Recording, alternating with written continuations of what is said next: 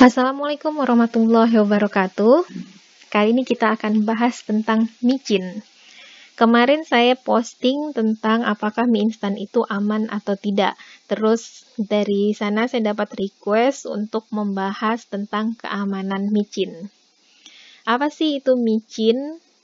Micin itu saya tidak tahu juga asal-muasal katanya dari mana, tapi itu istilah kekiniannya untuk zat penguat rasa atau yang memberikan rasa umami, atau disebut juga sebagai flavor enhancer. Apa itu umami? Jadi kalau dulu waktu saya zaman SD, saya tidak tahu sekarang bagaimana anak SD diajarkan.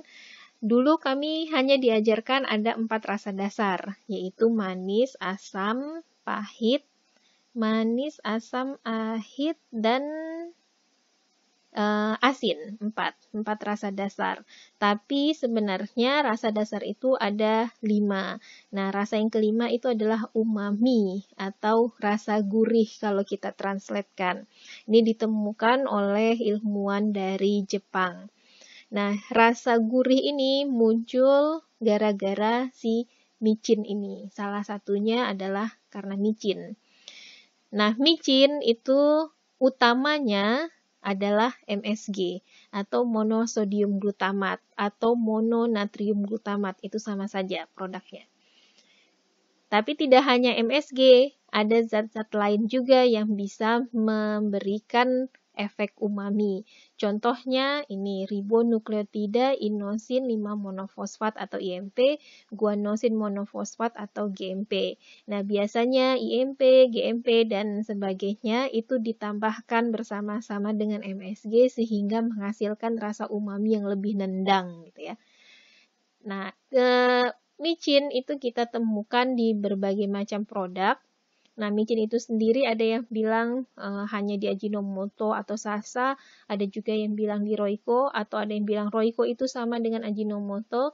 Nah, apakah mereka benar-benar sama?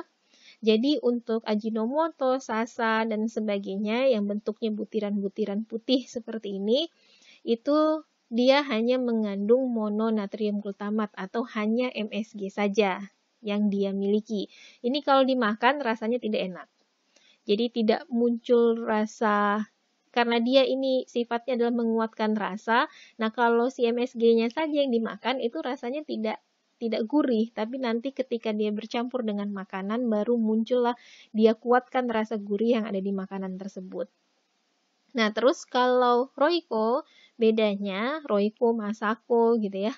Itu dia sudah campuran beberapa bumbu yang di dalamnya mengandung micin atau MSG. Coba kita lihat saja komposisinya. Di situ ada garam, ada penguat rasa, ada mononatrium glutamat, di sodium inosinat dan guanilat. Nah, ini yang zat lain selain MSG yang juga bersifat seperti MSG, yaitu menguatkan rasa umami. Terus dia campur dextrin, pati jagung, minyak nabati, pakai bawang, perisa identik alami ayam, ada yang rasa ayam, ada yang daging, terus pakai kunyit, terus ada memang daging ayamnya, ada ekstrak daging, terus seledri, dan sebagainya. Jadi karena dia sudah campuran, maka rasanya pun sudah enak yang di sini, karena ada bawangnya tadi, ada ekstrak ayam, plus tambah lagi micinnya. Nah, bedanya kalau ini ditambahkan ke bahan makanan, biasanya jumlah garam yang ditambahkan juga hampir mirip, walaupun mungkin lebih sedikit daripada kalau tidak tambahkan MSG. Tapi kalau pakai Royco, ini hati-hati karena kadar garamnya juga sudah cukup tinggi, maka disesuaikan, jangan sampai makanannya nanti keasinan. Terus kalau concernnya apa? Ada juga kan yang makan Royco. Apakah makan Royco saja dicemilin itu aman atau tidak? Nah, nanti kita akan lihat bahwa micin, saya kasih bocoran, bahwa micin itu aman. Nah, jadi kalau makan Royco-nya saja, masalahnya di mana? Kalau micinnya sih tidak masalah. Tapi sekali lagi seperti mie instan kemarin, lihat kadar natrium atau sodiumnya. Kalau dimakan satu takaran saji ini sekitar 2 gram, itu mengandung 550 mg natrium atau sodium atau garam. Dan ini mencukupi 24% dari kebutuhan harian kita. Artinya kalau kita cemilin Royco 1 bungkus, ya itu berarti kita makanin 1/4 dari jatah garam harian kita.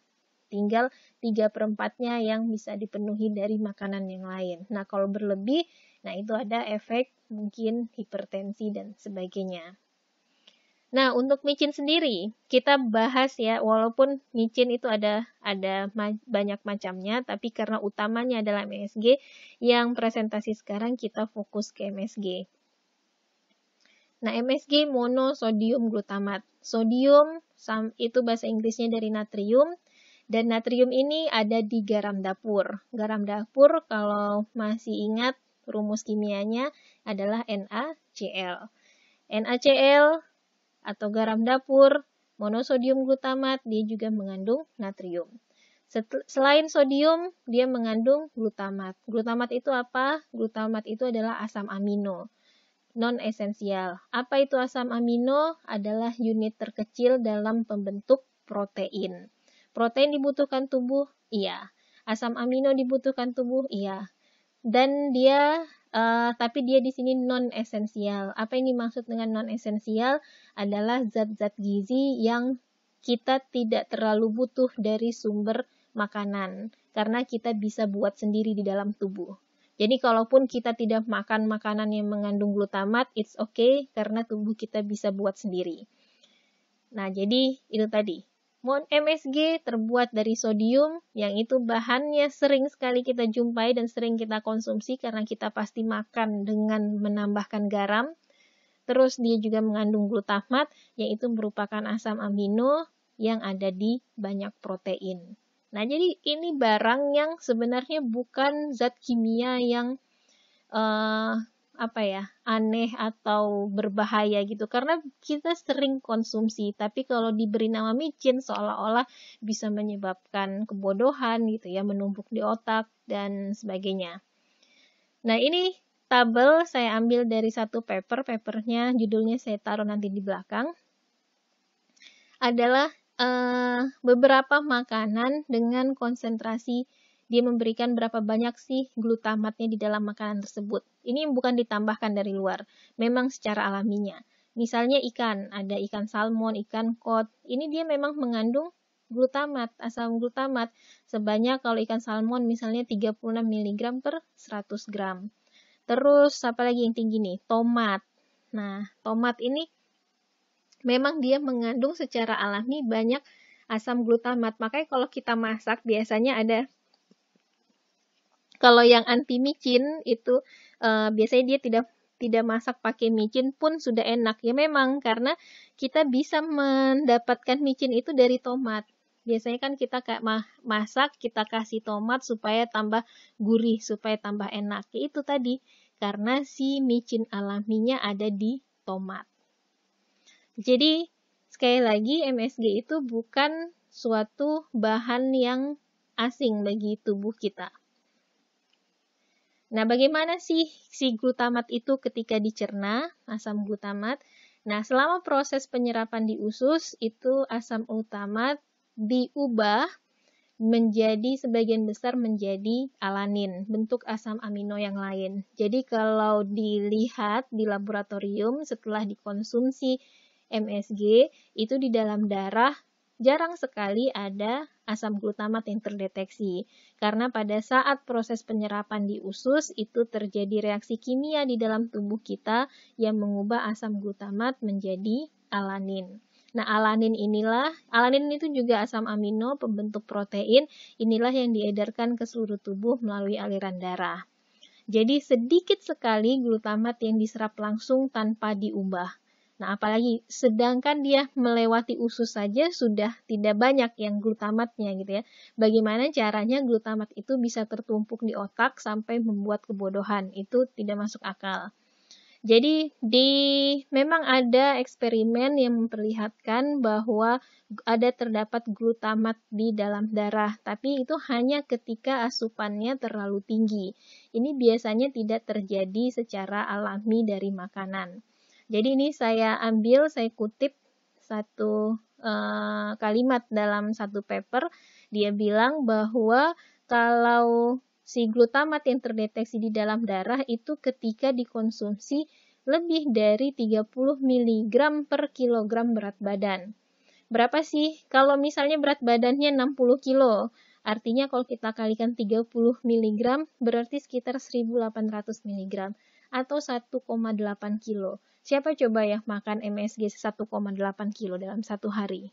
Tidak mungkin kan?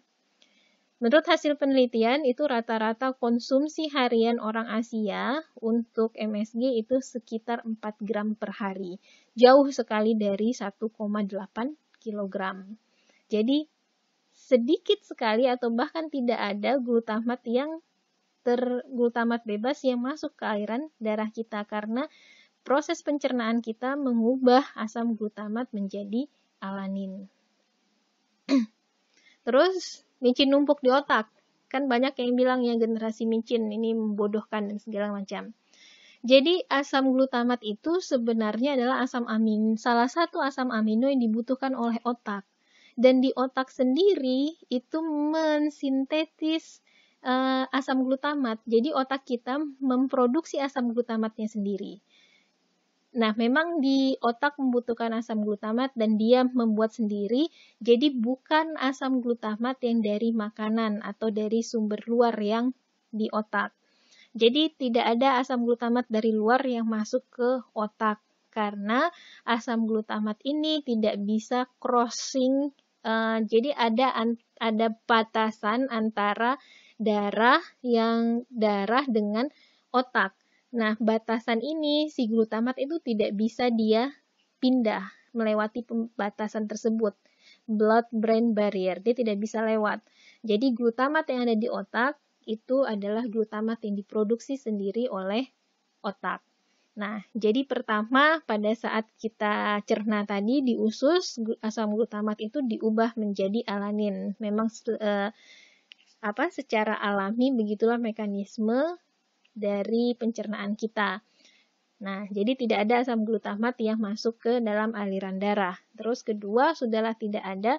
Kalaupun dia ada batasan antara yang tidak bisa ditembus oleh glutamat antara darah dan otak. Dan glutamat yang ada di otak itu adalah hasil produksi sel-sel kita yang ada di dalam otak. Terus pertanyaannya juga, MSG bisa tembus ke janin atau ASI? Tidak. Jadi kalau ibu hamil mengkonsumsi MSG bagaimana? Atau ibu menyusui? Nah, di sini dia paper ini, The Safety Evaluation of Monosodium Glutamate, itu dia membahas tentang berbagai hasil studi untuk keamanan MSG. Nah, ada tiga di sini sebenarnya yang dia kutip. Itu dia memperlihatkan hasil penelitian yang ketika ibu dari tikus, jadi yang dianalisis adalah tikus, terus monkey atau monyet, ya tikus dan monyet ya. Di hewan percobaannya dia cobakan dan tidak terdeteksi, tidak ada peningkatan yang signifikan dari perpindahan antara glutamat yang dikonsumsi oleh induknya tikus ke janin tikusnya.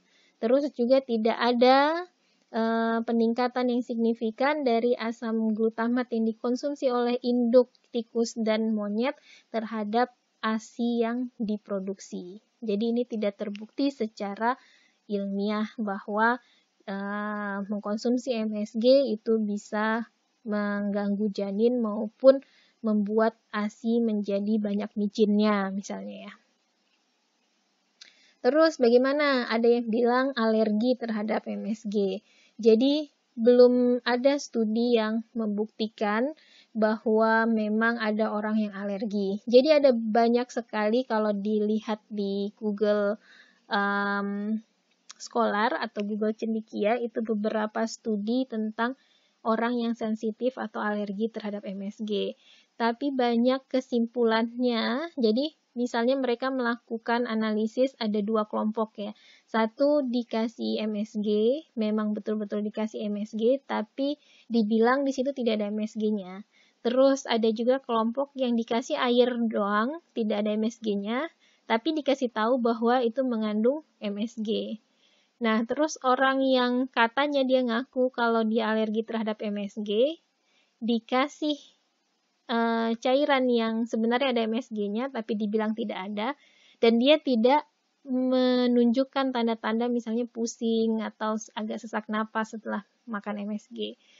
Tapi ketika dia konsumsi yang placebo tadi, yang air biasa, tapi dibilang itu ada MSG-nya, terus dia merasa ada gejala-gejala alergi tersebut, seperti misalnya dia pusing tadi.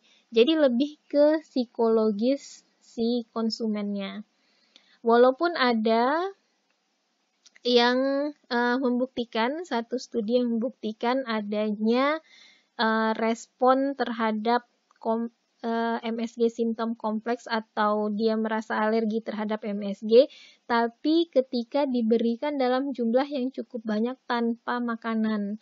Jadi studinya dia berikan 3 gram MSG kepada respondennya tanpa makanan. Jadi langsung dimakan saja MSG. Nah, itu memang ada yang memperlihatkan dia mengalami simptom atau gejala yang sensitif terhadap MSG. Nah, jadi kalau dicampur di dalam makanan itu jarang sekali yang menunjukkan hasil yang benar-benar positif. Oh iya, memang orang punya alergi terhadap MSG. Nah, terus bagaimana dengan keamanan? Jadi dari banyak hasil penelitian-penelitian tentang keamanan MSG, maka disimpulkanlah berapa banyak sih maksimal yang boleh dikonsumsi dalam satu hari. Ini saya akan memperkenalkan tentang istilah Acceptable Daily Intake atau ADI. Jadi untuk bahan tambahan pangan itu ada ADI-nya. Apa itu ADI? ADI adalah asupan harian yang dapat diterima. Yang disingkat sebagai ADI adalah jumlah maksimum bahan tambahan pangan dalam miligram per kilogram berat badan yang dapat dikonsumsi setiap hari selama hidup tanpa menimbulkan efek merugikan terhadap kesehatan. Ini juga sudah disinggung sedikit pada saat membahas mie instan. Jadi, jika ADI itu adalah menunjukkan jumlah maksimum yang boleh kita konsumsi setiap hari seumur hidup kita tanpa menimbulkan efek kesehatan. Efek merugikan terhadap kesehatan.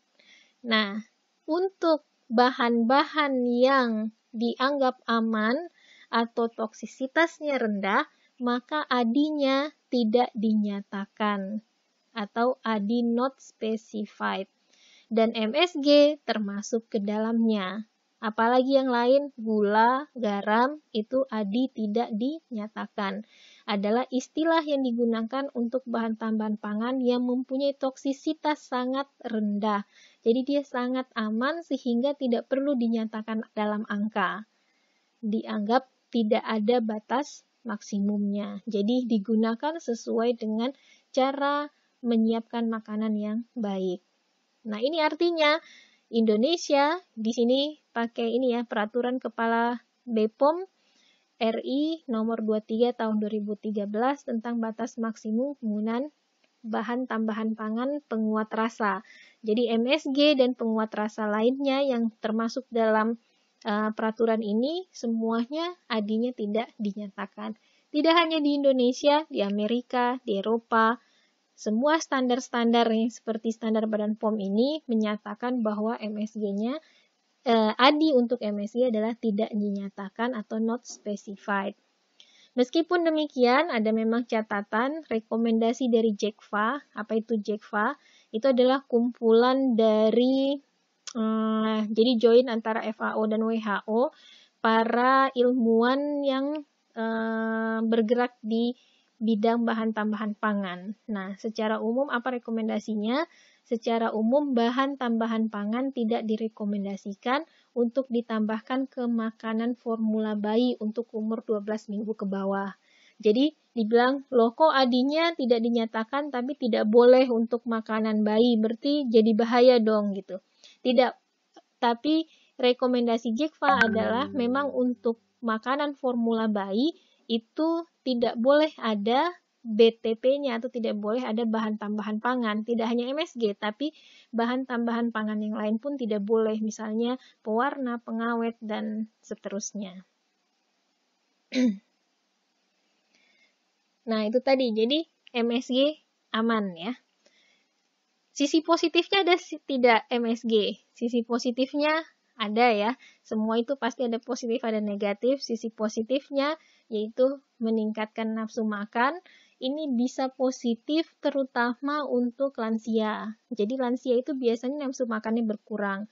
Atau orang-orang yang memang punya nafsu makan rendah. Jadi orang-orang yang cenderung kurus, biasanya dia nafsu makannya rendah. Untuk meningkatkan nafsu makan, si MSG ini berperan karena dia meningkatkan rasa, membuat rasa lebih gurih sehingga meningkatkan nafsu makan. Selain itu, juga MSG itu berpeluang untuk menurunkan asupan garam atau natrium. Kenapa? Karena kalau kita masak, misalnya masak sup, tanpa MSG, kita akan menambahkan garam lebih banyak dibandingkan kalau kita campur MSG dan garam. Karena MSG tadi itu membuat rasanya gurih sehingga dengan sedikit garam kita sudah menyukai rasa sup tersebut. Dan ini hasil penelitian, tergantung jenis makanan yang disiapkan. Dengan menambahkan MSG itu kita bisa mengurangi jumlah garam yang ditambahkan hingga 40%. Ini lumayan tinggi. Jadi artinya apa? Asupan garam kita lebih rendah, natrium kita lebih rendah. Ingat, natrium itu terutama tidak baik untuk kesehatan karena bisa meningkatkan tekanan darah atau hipertensi. Nah, kalau menurut saya, bahaya utama dari MSG itu bahaya utama dari micin, bukan pembodohan, kanker, dan sebagainya. Bahaya utamanya adalah meningkatkan nafsu makan. Tadi dia itu positif untuk orang yang memang perlu makan lebih banyak, tapi untuk orang-orang yang sudah berat badan yang berlebih, misalnya overweight, obesitas, justru MSG ini tidak baik. Karena dia akan meningkatkan nafsu makan, dia jadi lebih banyak makan. Jadi bukan karena si MSG-nya, tapi karena makanan itu menjadi lebih enak, kita jadi ingin lebih makan lebih banyak. Menurut saya itu bahaya utama dari MSG. Nah, ini dia tadi bahan yang saya gunakan untuk membuat presentasi ini. Terima kasih, semoga ini memberikan sedikit pencerahan tentang micin. Jadi terakhir saya sering bilang bahwa micin itu adalah nikmat dunia yang seharusnya tidak kita sia-siakan gitu ya. Jadi jangan pantang terhadap MSG karena MSG itu memberikan kenikmatan terhadap makanan yang kita makan. Terima kasih.